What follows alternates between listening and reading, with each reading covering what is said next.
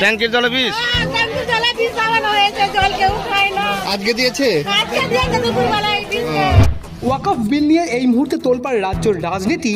এরই মধ্যে চাঞ্চল্যকর চিত্র সামনে আনলেন বিজেপি নেতা মমতা বন্দ্যোপাধ্যায়। পশ্চিমবঙ্গের মুর্শিদাবাদকে গ্রেটার বাংলাদেশ বানাতে চাইছে, এমনটাই অভিযোগ করলেন বিজেপির রাজ্য সভাপতি সুকান্ত মজুমদার। এই আবহেই আজ তিনি একটি ভিডিও পোস্ট করেছেন।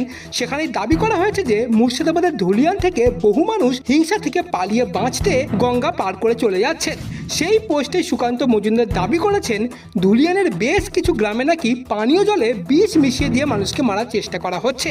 সুকান্ত মজুমদার এদিন নিজের পোস্টে লেখেন, আমরা বারবার বলেছি ধর্মান্ধ মৌলবাদী দানবদের এই হিংস্র তাণ্ডব কোনোদিনও নির্দিষ্ট আইনের বিরোধিতা করে নয়। পশ্চিমবঙ্গের নিরীহ বাঙালি হিন্দুদের উপর এই নারকীয় পৈশাচিকতা আদতে দীর্ঘ পরিকল্পনার ফসল।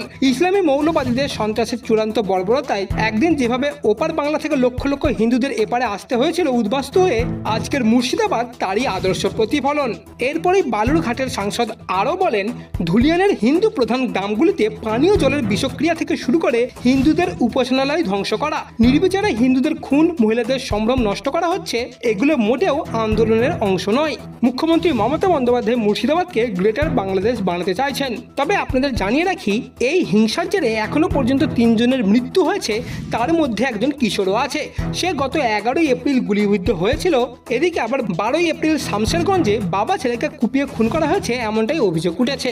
ইতিমধ্যেই ওই এলাকায় বিশাল বিএসএফ বাহিনী টহল দিচ্ছে এবং বিজেপি নেতা সুকান্ত মজুমদারের এই পোস্টের পরেই তোলপাড় পড়ে গিয়েছে গোটা রাজনৈতিক মহলে।